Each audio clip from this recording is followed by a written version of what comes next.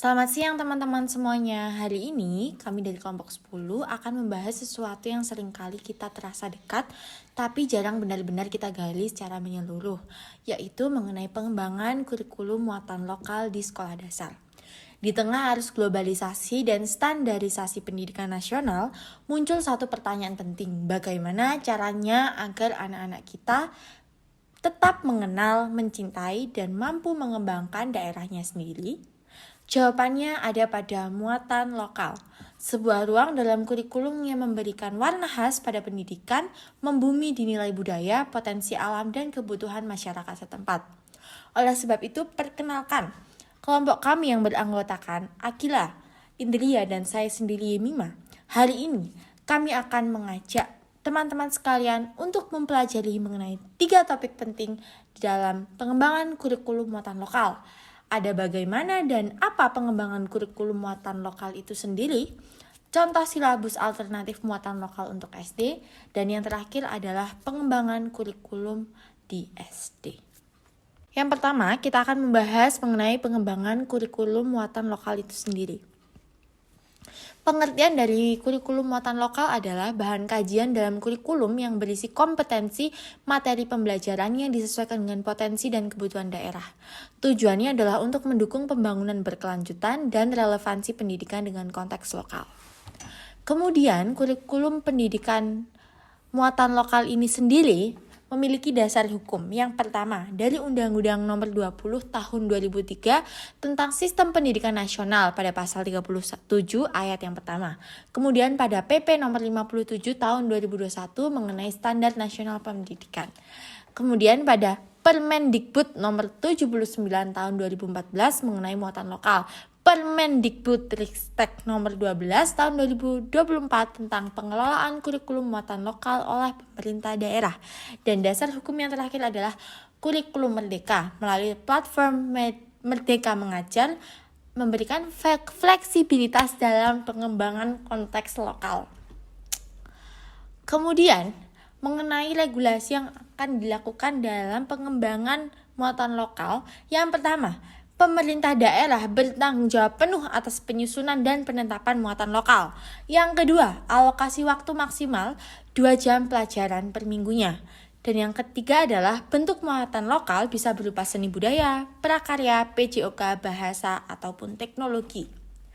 Mengapa sih kok perlu dan penting untuk mengembangkan muatan lokal itu sendiri? Yang pertama, untuk mengenalkan potensi daerah kepada peserta didik, menumbuhkan rasa bangga terhadap budaya dan lingkungan sekitar, mengembangkan keterampilan berbasis potensi lokal, meningkatkan relevansi pendidikan dengan kehidupan nyata, membentuk sikap dan perilaku yang sesuai dengan nilai-nilai lokal, serta mendukung pembangunan nasional. Kemudian, prinsip-prinsip yang harus ada dalam pengembangan muatan lokal adalah yang pertama, kontekstual, mengacu pada potensi lingkungan alam, sosial, budaya. Fleksibel, di mana harus disesuaikan dengan kondisi satuan pendidikan. Yang keempat, kebermanfaatan, di mana muatan lokal berorientasi pada pelestarian dan pengembangan potensi lokal. Yang terakhir adalah prinsip apresiasi, di mana hasil belajar para peserta didik dapat diapresiasi dan diekspresikan dalam bentuk karya atau pertunjukan. Kemudian mengenai alur pengembangan dari muatan lokal itu sendiri, terdapat 4 alur utama, yaitu perencanaan, penyusunan, implementasi, dan evaluasi. Untuk perencanaan, dilakukan identifikasi potensi lokal, pemetaan kebutuhan, pengumpulan data, dan analisis kebutuhan. Yang kedua, penyusunan. Penyusunan yang dimaksudkan di sini adalah penyusunan CP, TP, ATP, dan juga rencana pembelajaran serta buku ajar. Buku ajar ini bisa buku guru dan juga buku siswa. Yang ketiga adalah pengimplementasiannya. Pembelajaran menggunakan berbagai metode, misalnya lecture atau ceramah, proyek, diskusi, serta asesmen formatif. Dan yang terakhir adalah evaluasi. Dalam alur pengembangan muatan lokal, evaluasi menjadi penting karena MONEF dilakukan secara sistematis untuk memperbaiki kurikulum dan peningkatan mutu dari waktu ke waktu. Kemudian dalam mengimplementasikan muatan lokal ini sendiri terdapat beberapa strategi. Yang pertama, mata pelajaran mandiri. Misalnya bisa dimasukkan ke dalam bahasa daerah atau seni budaya lokal. Yang kedua, bisa melalui integrasi ke mata pelajaran lain. Jadi, kurikulum atau muatan-muatan lokal ini dijadikan sebagai konteks dari pembelajaran. Misalnya, menjadi cerita rakyat di dalam bahasa Indonesia. Atau di dalam pembelajaran IPA, misalnya dimasukkan konteks mengenai bagaimana sistem pertanian di daerah setempat. Kemudian yang terakhir bisa melalui tema P5, yaitu melalui proyek seperti pelestarian lingkungan adat atau warisan budaya daerah. Baik, selanjutnya yaitu contoh silabus muatan lokal alternatif SD. Di sini ada sebuah tabel yang dimana di sebuah tabel ini ada satuan pendidikan, mata pelajaran, kelas, semester, bidang, standar kompetensi, dan alokasi waktu. Dan pada tabel ini dijabarkan adapun poin pertama yaitu kompetensi dasar, terus materi pembelajaran, terus kegiatan pembelajaran, lanjut indikator, metode, penilaian, alokasi waktu, sumber atau bahan atau alat, dan yang terakhir nilai karakter. Oke, kita lanjut di pengembangan kurikulum SD. Pembaruan kurikulum di SD ini dapat dipahami lebih baik apabila konteks historis dari pembaruan itu diketahui. Nah, pembaruan atau inovasi kurikulum dimaksudkan adalah cara baru dan kreatif dalam seleksi, organisasi, dan penggunaan sumber-sumber manusia dan material yang diharapkan akan meningkatkan hasil-hasil yang berkenan dengan tujuan yang telah dirumuskan. Lebih lanjutnya, menurut Nasution, menjelaskan bahwa pengembangan kurikulum pada hakikatnya sangat kompleks karena banyak faktor yang terlibat di dalamnya. Akan tetapi, tiap kurikulumnya itu ada asas-asas yang tertentu. Yang pertama, asas filosofis yang pada hakikatnya menentukan tujuan umum pendidikannya. Yang kedua, asas sosiologis yang memberikan dasar untuk menentukan apa yang akan dipelajari sesuai dengan kebutuhan masyarakatnya, kebudayaannya, dan perkembangan iptek. Yang ketiga, asas organisatoris yang memberikan dasar-dasar dalam bentuk bagaimana bahan pembelajaran itu disusun dan bagaimana luas dan urutannya. Yang terakhir, asas psikologis ini asas yang memberikan prinsip-prinsip tentang perkembangan anak dengan berbagai aspek. Adapun pengembangan kurikulum. Yang pertama, kurikulum pada awal kemerdekaan. Yang kedua, kurikulum tahun 1947 atau disebut juga Rencana Pembelajaran 1947. Yang ketiga, kurikulum tahun 1964 yang dikenal Rencana Pendidikan. Yang keempat, kurikulum tahun 1968. Yang kelima, kurikulum tahun 1975. Yang keenam, kurikulum tahun 1984. Yang ketujuh, kurikulum tahun 1994. Yang kedelapan, kurikulum 2004. Yang kesembilan, kurikulum tahun 2006 atau KTSP. 10, kurikulum tahun 2013. Yang terakhir, kurikulum tahun 2024 sampai sekarang adalah kurikulum merdeka. Yang pertama adalah kurikulum pada awal kemerdekaan. Ki Hajar Dewantara melakukan langkah pembaharuan sistem pendidikan dan pengajaran. Langkah awal itu adalah untuk membuat pedoman penyelenggaraan pendidikan dan pengajaran yang berlandaskan pada falsafah kebangsaan Indonesia. Kurikulum ini menekankan bahwa pendidikan harus menguatkan rasa cinta nusa dan bangsanya. Selain itu, pembaharuan ideologi pendidikan pada awal kemerdekaan itu juga telah disusun pembaharuan kurikulum pendidikan dan pengajaran. Kurikulum di sekolah dasar lebih mengutamakan filosofisnya, ideologisnya. Proses penyusunannya relatif singkat dan tanpa disertai dengan data empiris. Yang kedua, kurikulum tahun 1947. Kurikulum ini pada masa revolusi, segala sesuatu harus terselenggara secara cepat dengan sumber yang sangat terbatas. Kurikulum ini berlaku juga dalam usaha membangun sistem pendidikan dan pengajaran nasional untuk mengganti sistem kolonial, termasuk juga usaha menyusun rencana pelajaran di tahun 1947 tersebut. Namun, pada situasi republik yang masih bergolak dan kondisi yang serba kekurangan, ini menyebabkan rencana pembelajaran atau rencana pelajaran di tahun 1947 ini baru bisa dilaksanakan di sekolah-sekolah pada tahun 1950. Oleh karena itu, banyak yang menyebut sejarah perkembangan kurikulum pendidikan di tanah air diawali dari kurikulum 1950-an. Pada perkembangannya, rencana pelajaran di tahun 1947 ini lebih dirinci lagi setiap mata pelajarannya, yang dikenal dengan istilah rencana pelajaran terurai. Rencana pembelajaran di tahun 1947 ini dapat dibedakan 3 macam struktur program.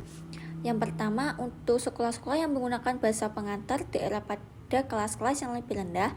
Yang kedua, untuk sekolah yang menggunakan pengantar bahasa Indonesia sejak kelas 1 dan kelas 3. Yang di kelas 1. Dan yang nomor 3, untuk sekolah-sekolah yang diselenggarakan sore hari karena terpaksa oleh keadaan, karena terbatas sampai dengan kelas 4 saja. Kelas 5 dan kelas 6 harus diselenggarakan pada pagi hari.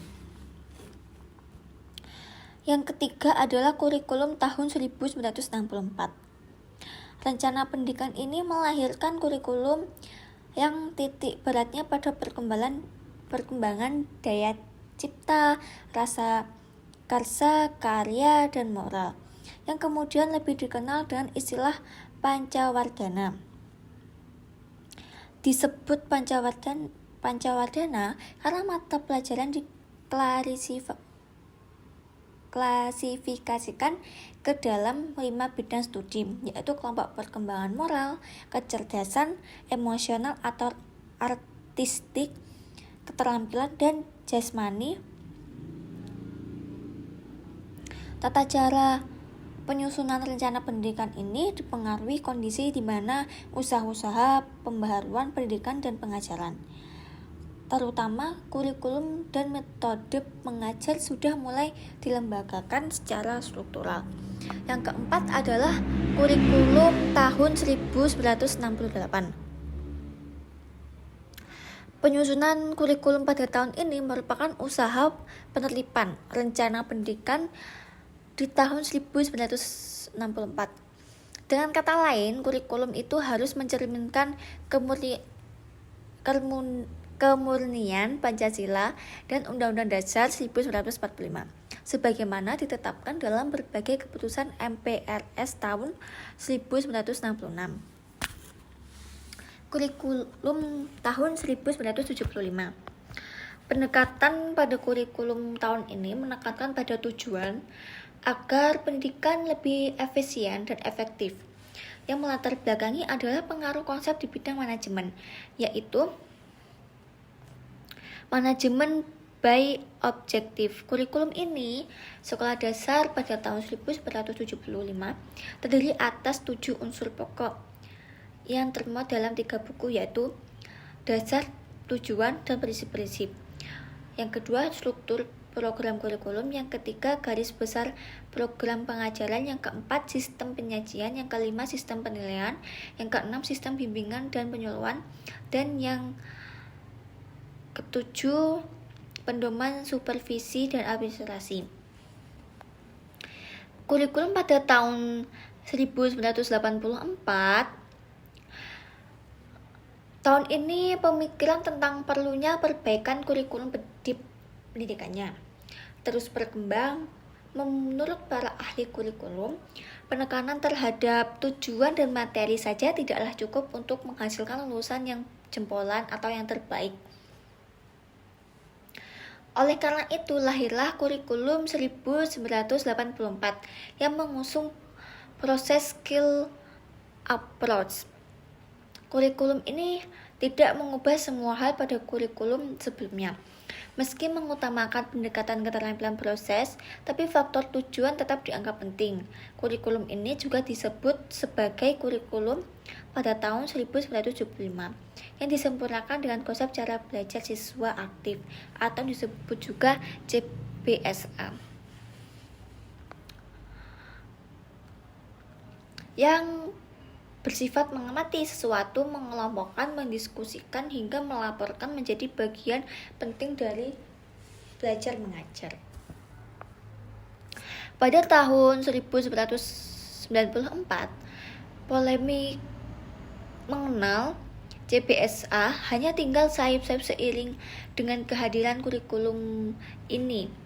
Kurikulum ini lebih merupakan perpaduan dari kurikulum 1975 dan 1984 atau antara pendekatan tujuan dan pendekatan proses. Yang nomor 8 adalah kurikulum tahun 1999 atau suplemen kurikulum atau juga suplemen kurikulum 1994.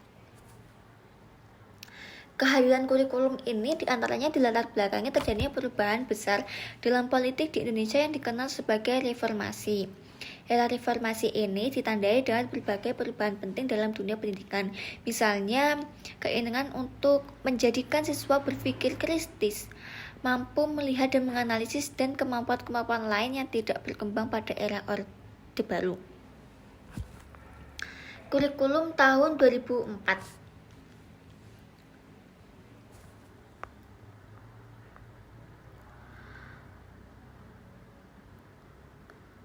Setelah beberapa tahun kurikulum 1994 diimplementasikan, pemerintah memandang perlu dilakukan kajian dan penyempurnaan sesuai dengan antisipasi perkembangan.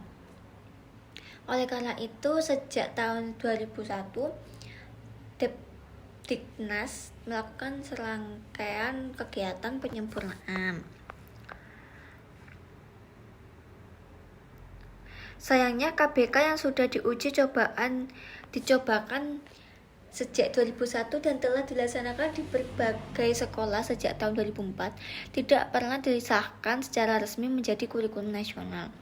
Dengan demikian, KBK menjadi draft kurikulum yang akan disempurnakan oleh kurikulum selanjutnya yang dikenal kurikulum tingkat satuan pendidikan atau KTSP. Yang terakhir adalah kurikulum merdeka.